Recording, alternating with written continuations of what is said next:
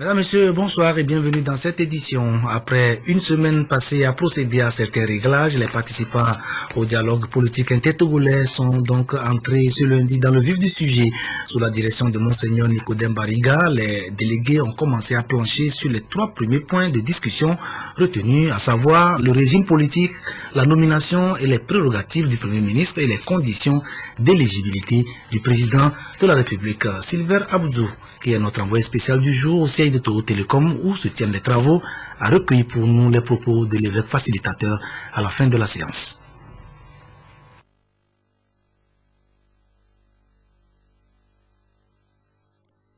Le démarrage a été un peu difficile, mais surtout après la pause cet après-midi, nous avons pu examiner les points qui étaient prévus à l'ordre du jour et les discussions se sont déroulées dans un climat assez serein.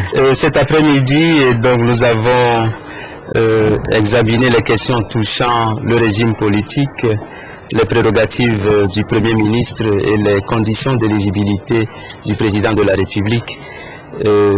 Évidemment, sur tous ces points, il y a eu des positions qui ont une certaine convergence et puis il y a des points de désaccord.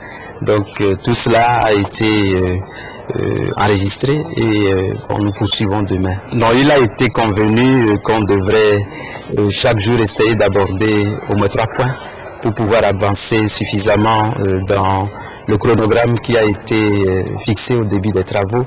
Donc demain, en principe, sauf si l'une des parties prenantes estime qu'on doit revenir sur le point déjà abordé, sauf ce cas-là, je pense qu'on poursuivrait avec les autres points retenus. À cette étape du dialogue, il faut peut-être garder un peu de réserve par rapport au contenu du travail.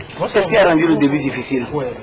Non, c'est des questions de procédure, puisque avant de démarrer un dialogue de cette nature, il faut s'accorder sur tous les détails possibles et parfois ça se fait de manière un peu, j'allais dire, on ne s'entend pas sur tous les points. Donc ce sont les règles de procédure qui ont entraîné un petit retard dans le démarrage des travaux. Vous êtes facilitateur ou médiateur?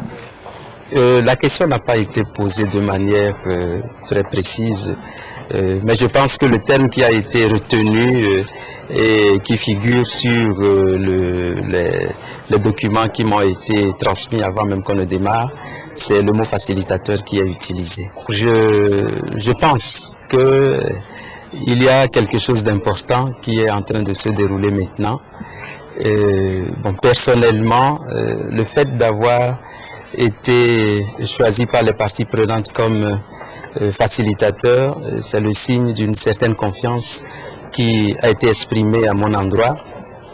Et je pense que je dois essayer de ne pas décevoir cette attente, cette confiance qui est placée en moi. C'est avec cet état d'esprit, essayer dans la mesure du possible de parvenir, d'amener les uns et les autres à un certain consensus, ou tout au moins à des points de convergence qui puissent aider à trouver des solutions. C'est le délai qui a été précisé et qui a été adopté et avant qu'on ne commence les travaux. On va essayer de rester dans ce cadre temporel qui est fixé. Le 6 mai dernier, des violences intercommunautaires ont éclaté entre Konkomba et Moba du Nord Ghana, provoquant le déplacement massif de population vers la préfecture de Tandjouaré. Des milliers de personnes, femmes et enfants en majorité, qui cherchaient à se mettre à l'abri des affrontements que les autorités ont installés dans un camp de la localité de Mampoug et à qui le président de la République vient d'exprimer sa compassion et sa solidarité en leur envoyant un important lot de vivres et de matériel divers. Ce sont les ministres de la Sécurité, de la Protection civile et de l'action sociale qui se sont chargés d'aller remettre le geste du président de la République aux destinataires. Les demandes du gouvernement ont ensuite poursuivi leur route jusqu'à Dapaon pour accomplir une autre mission que le chef de l'État leur a confiée, distribuer des cadeaux aux femmes admises à la maternité du CHR de la ville à l'occasion de la célébration de la Journée internationale des mères. Désiré Anoye. Les troubles socio-ethniques entre les Konkomba et Moba au Ghana ont causé un flux de réfugiés ghanéens au Togo. À Namproug, situé à environ 40 km à l'ouest de la ville de Tandjouaré, ils sont 341 ménages regroupant 1224 personnes recensées. Le chef de l'État Fort et Sezonania Zingbe, dans sa politique d'assistance et de protection des réfugiés, vole au secours de ces êtres humains par cet important don de vivre et de non-vivre apporté par des membres du gouvernement Yark Damhan et Dédé Aofa Ekwe, respectivement en charge de la sécurité et de l'action sociale. Un don remis aux réfugiés en présence d'une délégation ghanéenne et du HCR pour compatir et faciliter la vie aux populations recensées. Cet appui est le deuxième stock que nous amenons, puisque dès que le problème s'est posé, environ vers le 6, nous avons apporté cet appui-là. Et aujourd'hui, nous venons avec un stock plus considérable de vivres et de non-vivres. La compassion n'est pas seulement en matière de vivre et de non-vivre, mais aussi en matière psychologique et sociale, parce que nous sommes venus avec notre personnel ici pour apporter le reconfort à la population. Donc c'est une opération très importante parce qu'elle illustre encore une fois l'engagement du chef de l'État et du gouvernement à mettre en œuvre tout ce que nous avons pris comme responsabilité sur le plan international, d'accorder un soutien aux personnes réfugiées sur notre sol. Un geste fortement apprécié par les réfugiés.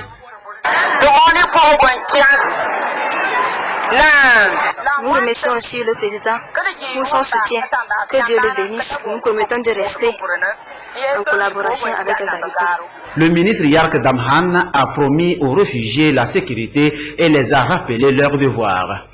Ces réfugiés, en majorité composés de femmes et d'enfants, sont arrivés sur notre territoire depuis le 6 mai. Ce matin, nous sommes arrivés pour une fois de plus présenter nos compassions, ces réfugiés, leur demander de garder courage sur les déchets. Les États sont en train de travailler pour trouver une solution durable à leurs problèmes. En matière de sécurité, je leur ai dit, le Togo ne servira pas de base arrière. Ils ne viendront pas ici se préparer et retourner affronter les autres. Ils sont ici, s'ils arrivent ici, c'est parce qu'ils ont des problèmes de sécurité. Nous allons nous organiser pour leur donner cette sécurité. Parmi la population réfugiée, nous avons vu peu d'hommes. Et selon les informations, les hommes sont restés pour continuer les travaux champêtres. Je veux bien croire à cela. Faisant d'une pierre deux coups, les deux membres du gouvernement ont visité la maternité du CHR de Dapan. Bras chargés, ils ont, au nom du président de la République, distribué des cadeaux symboliques aux mères qui célèbrent leur fête. Un geste qui vise à rendre hommage aux mères. Il constitue aussi un témoignage de reconnaissance du chef de l'État à leur endroit pour tous les sacrifices consentis pour le bien-être de leur famille. Quelques jours avant sa visite dans le Grand Trône, le ministre Damhan Yark était à Sokodé dans le Tchaoudjo où la caravane des journées portes ouvertes sur les documents d'identification et de voyage venait de faire escale pour 2 jours de séances d'information et de sensibilisation. Voyons le reportage de notre chef d'antenne de la région centrale, Lamarck Bojona.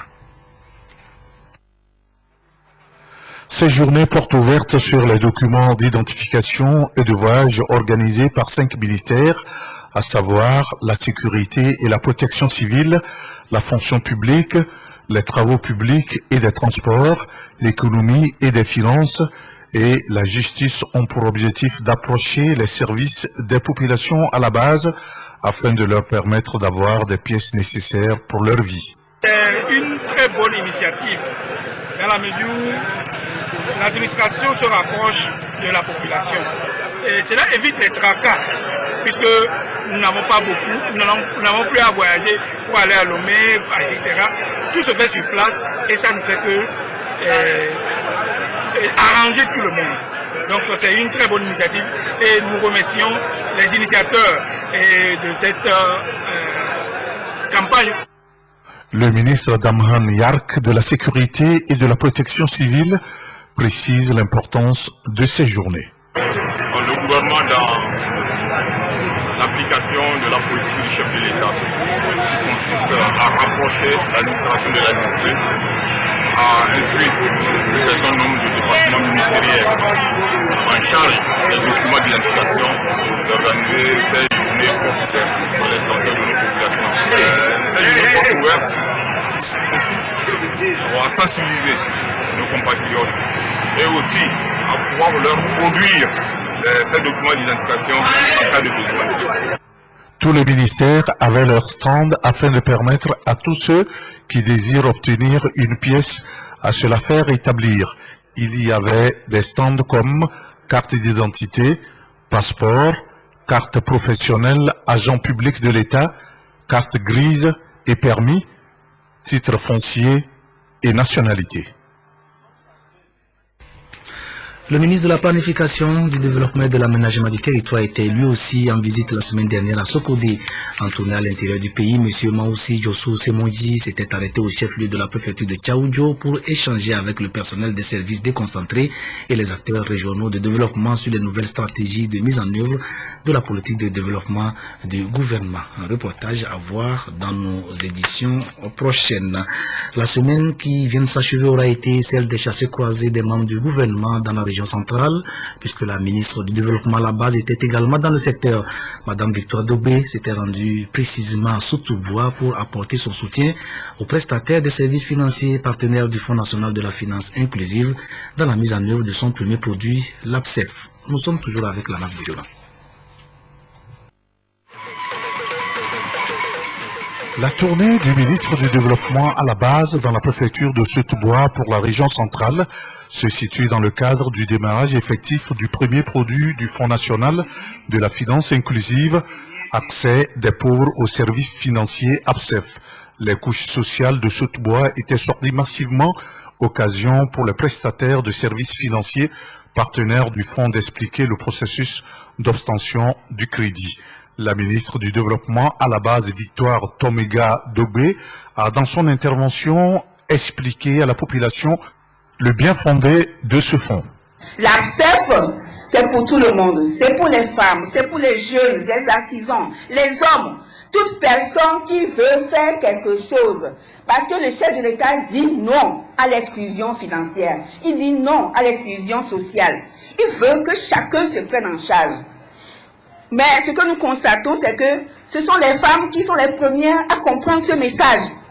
Et elles courent et se mettent devant. Nous espérons que les hommes vont les suivre. Mais sachez que l'APSEF, c'est un microcrédit de masse, c'est pour tout le monde, sans aucune exclusion.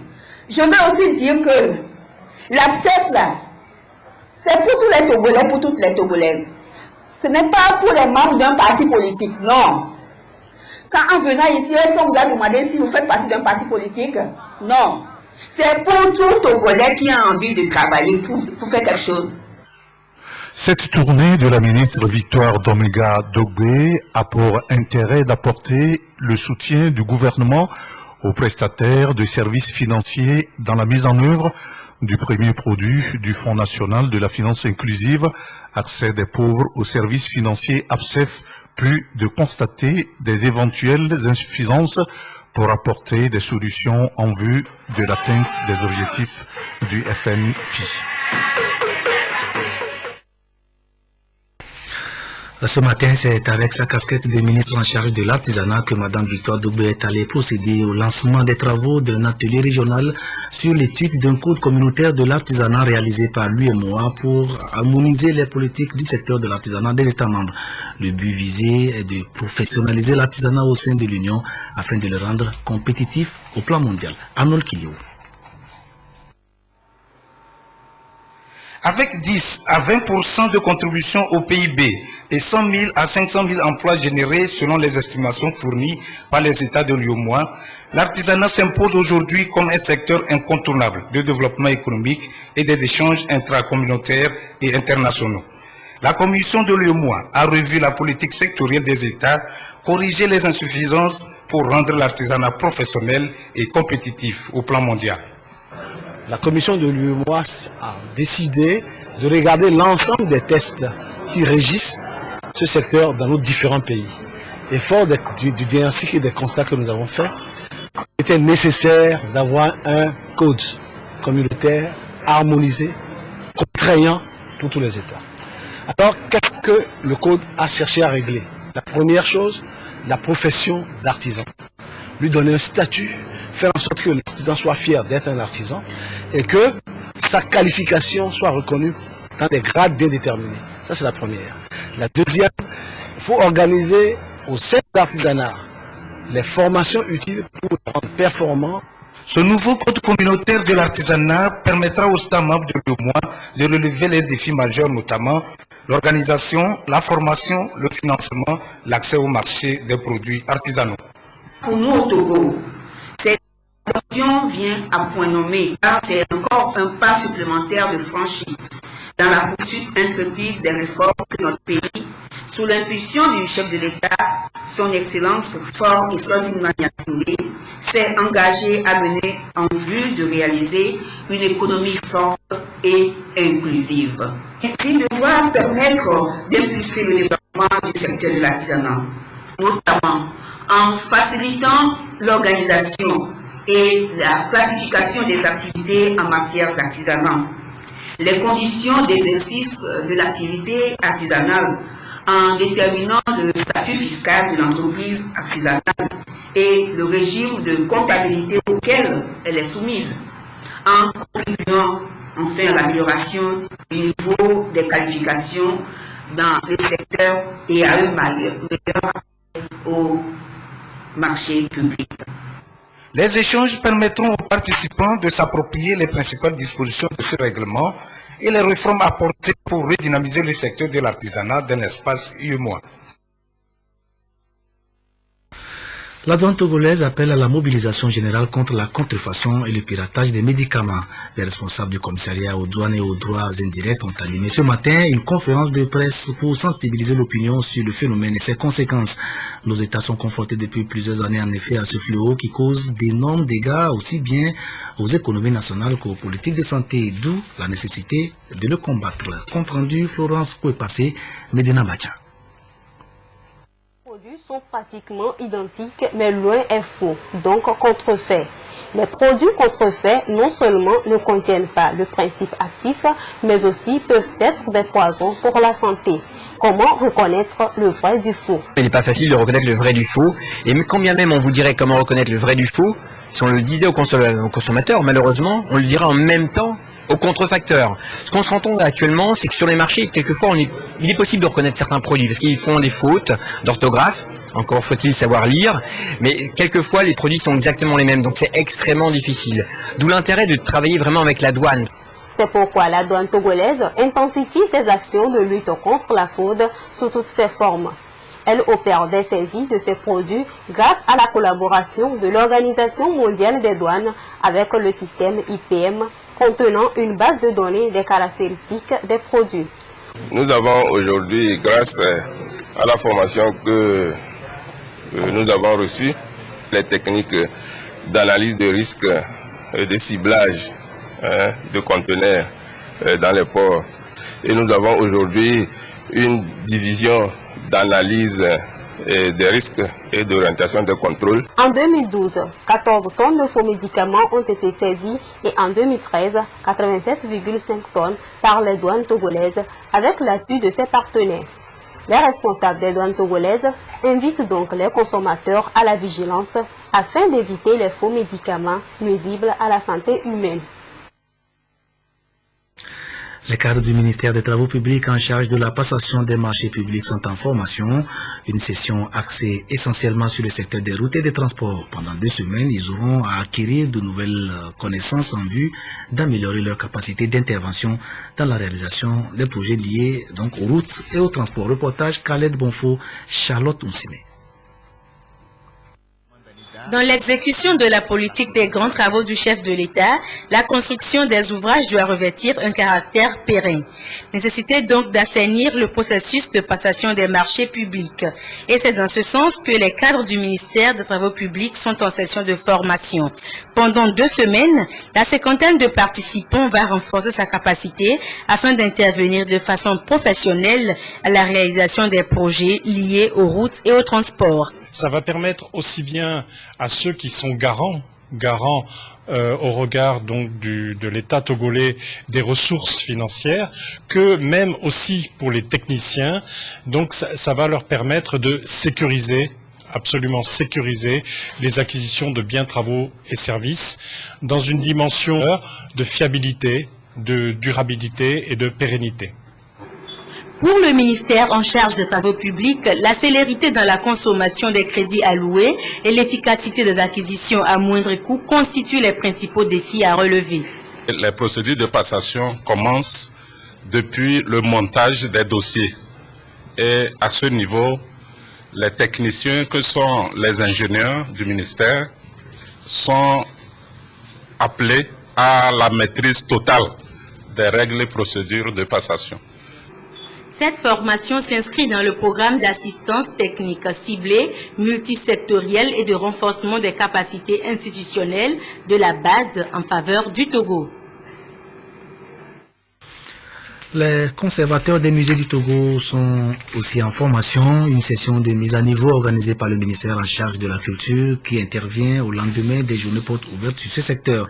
La documentation, la collecte et l'inventaire des objets muséaux sont les principales thématiques sur lesquelles les participants auront à plancher. Adolphe Paka.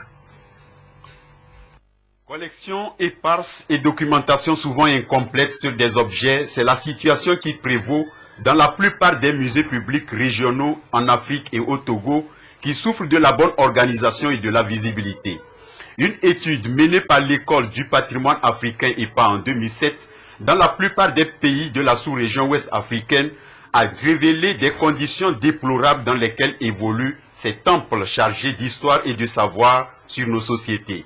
Alors qu'aujourd'hui, les musées ont cessé d'être de simples expressions de conservation d'objets. Ils sont dynamiques, vecteurs de croissance et communiquent des valeurs. L'objet n'est pas né avec le musée. Il fait partie d'une tribu, il fait partie d'une communauté. Et lorsque vous décidez de le classer patrimoine national, vous le sortez de son milieu habituel et vous l'amenez au musée. Vous le changez de milieu, il commence une autre vie au musée, il va côtoyer des objets du musée. Donc il est forcément obligatoire de mettre l'information juste qu'il faut autour de cet objet-là, d'arriver à le distinguer des autres objets qu'il côtoie dans le musée.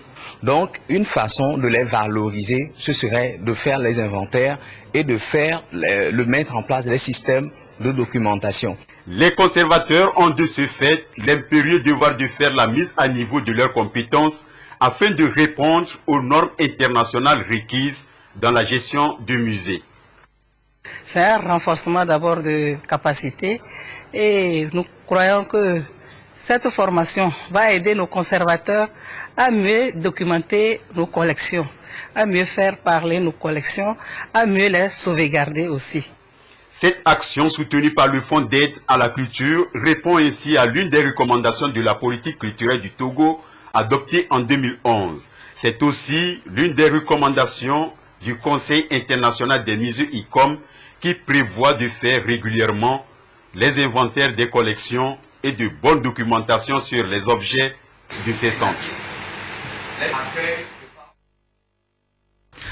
L'Union des communes du Togo et la branche togolaise du réseau des femmes élues locales d'Afrique tiennent à Lomé une séance de renforcement de capacité des femmes sur leur rôle et responsabilité dans le développement local.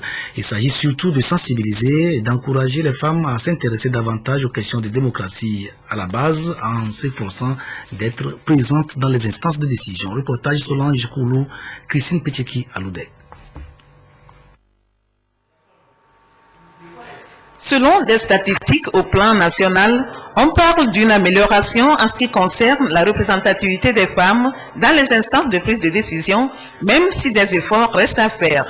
Les femmes représentent 15,38% des députés et 20,68% des ministres en 2013, contre 11% et 21,90% en 2011. Mais au niveau local, le leadership féminin peine à décoller selon l'Union des communes du Togo et le réseau des femmes élues locales d'Afrique, section Togo, qui encourage l'engagement féminin à travers cette formation. Nos femmes que nous avons à la base, c'est comme si la responsabilité ou bien le rôle à jouer se joue déjà au niveau de certaines seulement et qu'elles restent à la traîne. Non, nous voulons que ce leadership soit global et intégral. Le combat a commencé par la base et sa promotion se termine sur le plan national. Le budget participatif, c'est un processus qui amène les citoyens à participer à l'élaboration des budgets, à participer à l'exécution de ce budget et au suivi et évaluation. Le budget participatif sert de plus en plus de référence aux pôles de décision et aux organes d'exécution des pouvoirs publics. Les principes fondateurs, les étapes de contrôle citoyen dans l'élaboration du budget participatif et les expériences de budgétisation déjà tentées seront partagées. Le budget est un élément moteur et déterminant dans la vie de nos communautés. Il est fondamental que tous les acteurs et bénéficiaires qui font la vie de ces communautés soit de plus en plus intimement intégrée au processus d'élaboration du budget. Cette formation est soutenue par le PASCRENA et le PRODEJ de la GIZ qui appuient aussi la participation des femmes au processus de développement de façon plus efficace. C'est la femme, mère de famille qui était à l'honneur hier à l'occasion de la célébration de la journée qui lui est dédiée. Au Togo, diverses manifestations ont été organisées pour lui rendre hommage. Vous le savez déjà, le chef de l'État y est allé très tôt de sa générosité en faisant parvenir des vivres et autres produits de première nécessité à celles qui donnaient la vie dans les hôpitaux et centres de santé à travers le pays. À Lomé, l'ONG ESHOP, en collaboration avec une société de distribution de gaz, a organisé à leur intention une manifestation populaire pour les sensibiliser sur leur rôle dans la construction de la cité. Reportage Sonia Aminiko Dodoare, présentation Arnold Kiliou.